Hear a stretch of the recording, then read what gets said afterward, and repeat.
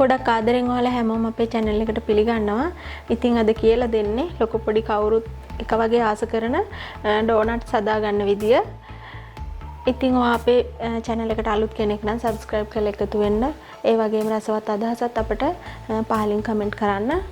එහෙනම් අපි වීඩියෝ එකට ගිහින් බලමු කොහොමද මේ රසවත් ඩෝනට්ස් හදාගන්නේ කියලා. අපිට මේ මිශ්‍රණය හදාගන්න මම අරන් තියෙනවා පාන් පිටි ග්‍රෑම් 500ක්. ඊට පස්සේ ෆ්‍රෙෂ් මිල්ක් අරන් තියෙනවා මේ වගේ ප්‍රමාණයක්. මම වතුරත් එක්කම තමයි අනන්නේ. ඒ නිසා ෆ්‍රෙෂ් මිල්ක් පොඩ්ඩයි අරන් තියෙන්නේ. ඔයාලට පුළුවන් ඕන නම් වතුර වලින්ම විතරක් අනන්න. එහෙම නැත්නම් ෆ්‍රෙෂ් මිල්ක් විතරක් පාවිච්චි කරන්නත් පුළුවන්.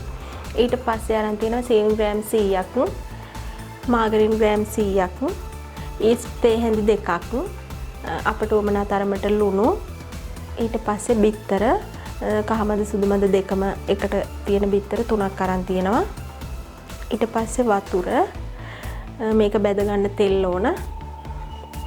ඊට පස්සේ මේක ලස්සන කරගන්න මම මේ විදිහට ඩාර්ක් චොකලට් අරන් තියෙනවා. ඒ වගේම වයිට් චොකලට් අරන් තියෙනවා. ඊට පස්සේ කලවර්ම් සිලි චුට්ටක් අරන් තියෙනවා. ඒ වගේම මේ තියෙන ඩාර්ක් චොකලට් එක පොඩ්ඩක් ග්‍රේටරෙන් ගාගෙන තමයි අරන් තියෙන්නේ. මේක විවිධ විදිහට සරස ගන්න පුළුවන්. මම ওই ටික තමයි අද අරන් තියෙන්නේ. අපි මුලින්ම අපේ මිශ්‍රණය අනාගමු. ඊට පස්සේ මේකට සීනි ග්‍රෑම් 100 එකතු කරගන්නවා. ඊස්ට් තේ හැඳි දෙකත් එකතු කරගන්නවා. එකතු කරගෙන මේ ටික හොඳට මිශ්‍ර කරගමු.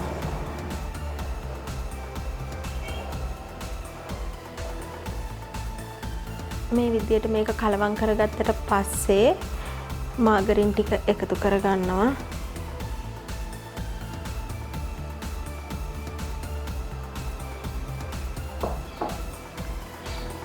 අපේ ලුණු ටිකත් අපි එකතු කරගමු.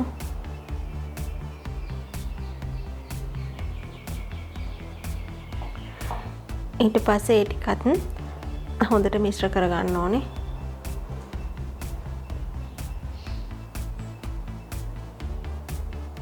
මේ විදිහට හොඳට කලවම් කරගත්තට පස්සේ අපි බිත්තර ටික එකතු කරගන්න ඕනේ.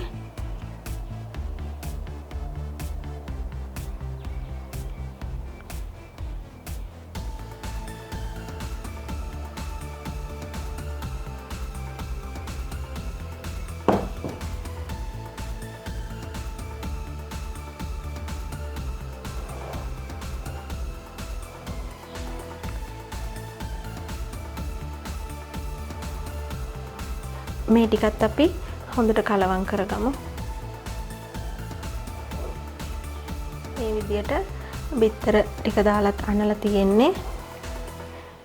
අපි දැන් ෆ්‍රෙෂ් මිල්ක් ටික එකතු කරගමු. ෆ්‍රෙෂ් මිල්ක් එක යම්තම් රස්නේ වෙන්න රත් කරගෙන තමයි තියෙන්නේ. අපිට වතුර වමනා වෙන්නේ නැති වෙන්න පුළුවනි. ෆ්‍රෙෂ් මිල්ක් එකෙන් අපිට මේක අනා ගන්න පුළුවන් වෙයි වගේ.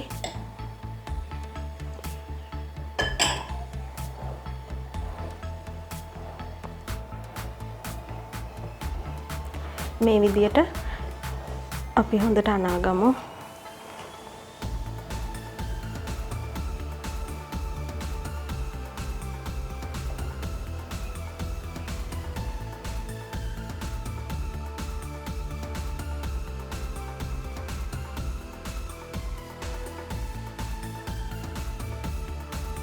මේ විදිහට හොඳට අනා ගන්න ඕන. විනාඩි 10ක් 15ක් විතර හොඳට මේම අනන්න ඕන. මේක අතේ ඇලෙන්නේ නැහැ. මේ විදිහට හොඳට අනන්න ඕන. දැන් මට මෙතනදී වතුර පොඩ්ඩක්වත් පාවිච්චි කරන්න ඕන උනේ නැහැ. ඒ වගේම ගත්ත ෆ්‍රෙෂ් මිල්ක් කෝප්පෙනුත් තේ හැඳි කීපයක් විතරයි ඕන උනේ. අනිත් ටික ඉතුරු වුණා. දැන් අපි මේක පැය භාගයක් තියලා තියන්න ඕනේ. හොඳට පිපෙන්න. මේ විදිහට රවුම් කරගෙන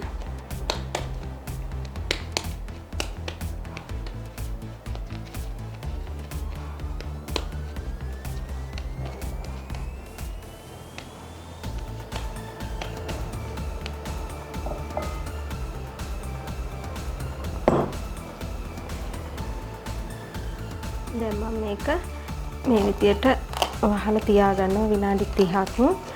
තෙත රෙදි කෑල්ලකින් කපු රෙදි කෑල්ලකින් මේක වහලා තියන්නත් පුළුවනි.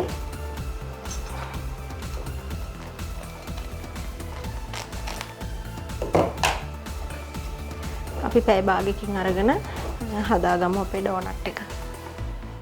දැන් මම පැය භාගයකට පස්සේ මේක අරගන්න හදන්නේ. මේක තුනී කරගන්න ඕන කටින් බෝඩ් එකක හරි ඔයාලට තුනී කරගන්න පහසු තැනක පොල් තෙල් චුට්ටක් හරි පිට් ටිකක් හරි ගාලා ලෑස්ති කරගන්න ඕනේ. ඊට පස්සේ මේ විදියට මේක අරගෙන අපි තුනී කරගන්න ඕන.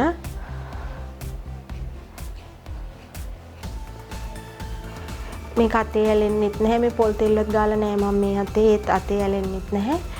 හොඳටම මෙලෙක් විදියට තියෙනවා.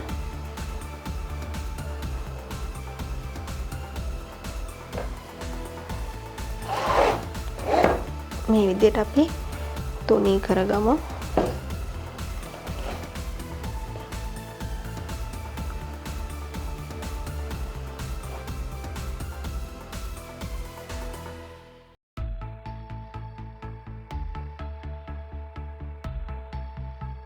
මම මේ විදියට තුනී කරගෙන තියෙන්නේ.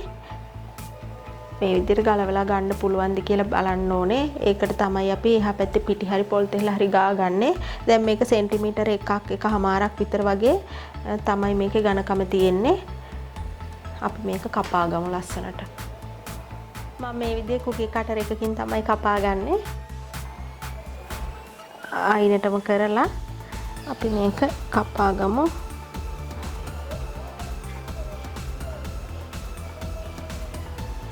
පොඩ්ඩක් මේ විදියට කරකලා තියාගමු. එතකොට අපිට ගන්න ලේසි.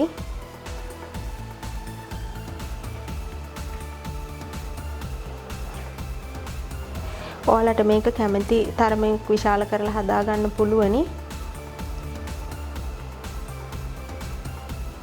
මම මේ විදියට රවුම් කපාගෙන තියෙන්නේ. ඊට පස්සේ අපේ මේ ඉතුරු වෙන කොටස් තියෙනවනේ ඒ ටිකත් අපිට පුළුවන් තුනී කරලා කපා ගන්න. ඊට පස්සේ මේකේ මැද රවුම හදාගද්දී ඔයාලට ඩෝනට් කටර් එකක් තියෙනවා නම් ඒක හදාගන්න ලේසි. එකවරම මේ ඔක්කොම ටික කැපිලා ඉවර වෙනවා. ඒත් නැති කට්ටියට මේ විදියට බෝතලයක් හරි එහෙම නැත්නම් මැද රවුම හදාගන්න සුදුසුයි කියලා හිතන දෙයක් පාවිච්චි කරලා මේ විදියට රවුම හදාගන්න පුළුවන්.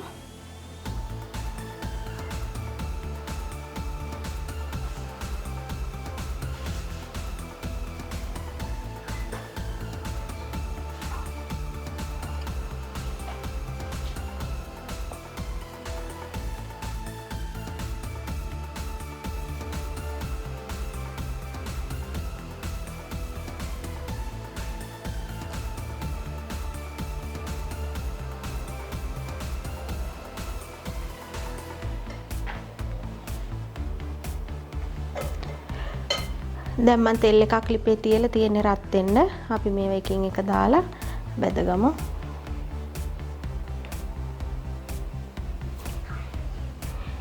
අඩු ගින්දරින් තමයි බෙද ගන්න ඕන.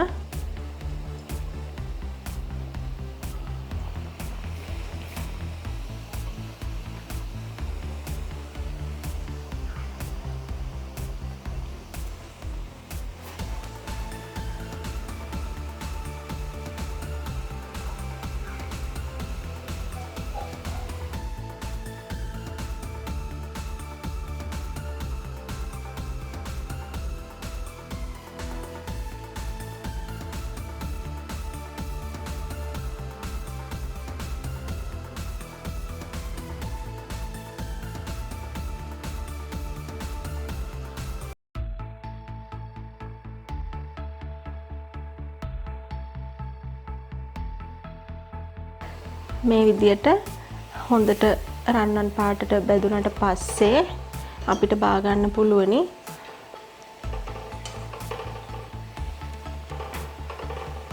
හොඳට පිම්බිලා ඇවිල්ලා තියෙන්නේ. අඩිය අල්ලන්නෙත් නැහැ. බැදිලා ඉවර වුණාම මේ විදිහ ලස්සන පාටකට තියෙන්න ඕනේ.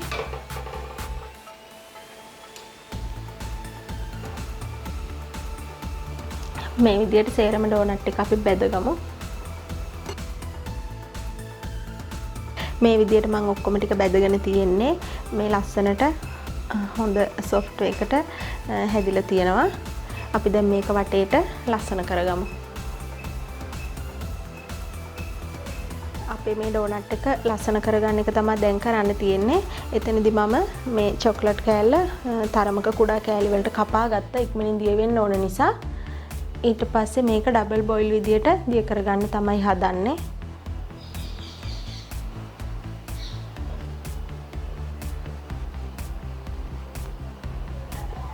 ගොඩක් දෙනෙක් දන්නවා ඩබල් බොයිල් කරනවා කියලා කියන්නේ උණු වතුර එකකට මේ විදියට මම මේ ස්ටෑන්ඩ් දෙකක් එකට තියලා තියෙන්නේ මේ භාජනය වතුර එකේ ගෑවෙන්නේ නැති වෙන්න මේ වතුර එක රත් වෙලා එන හුමාලෙන් තමයි අපේ මේ චොක්ලට් එක දිය වෙන්නේ මේ කෑලි පොඩි වෙන තරමට කුඩා වෙන තරමට ඉක්මනින් දිය කරගන්න පුළුවනි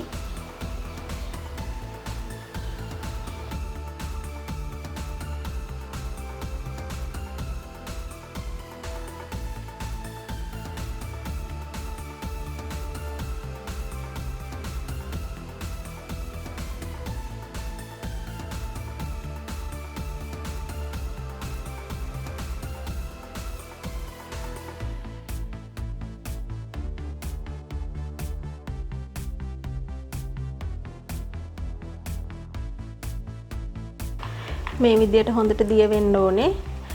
ඔයාලට මේ චොක්ලට් එක මේ විදියට දිය කරගන්නකොට ඝනකමට හැදුනොත් මේ විදියට දියාරුව වැක්කිරෙන්නේ නැතුව ඝනකමට හැදුනොත් බටර් හරි මාගරින් හරි පොඩ්ඩක් එකතු කරන්න. එතකොට මේ විදියට දියාරුව හැදෙනවා. දැන් අපි මේ ටික මේ විදියට චොක්ලට් වල තවරගමු.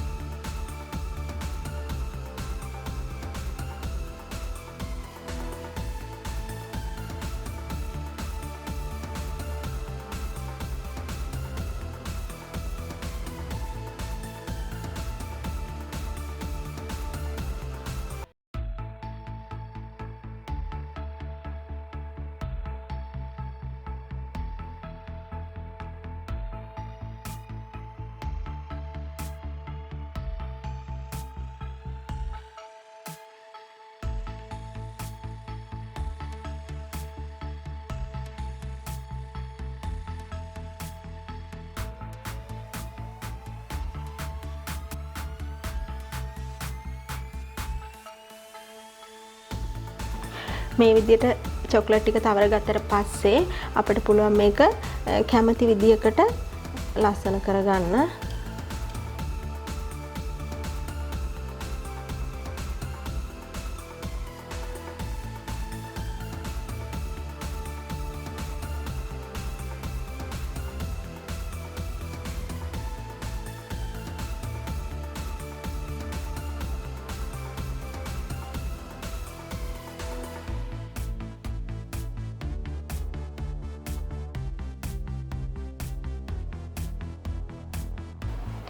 මම මේ විදියට ඔක්කොම ඩෝනට්ස් ටික හදාගෙන තියෙන්නේ මම ගත්ත දේවල් එක්ක මට 15ක් හදාගන්න පුළුවන් වුණා.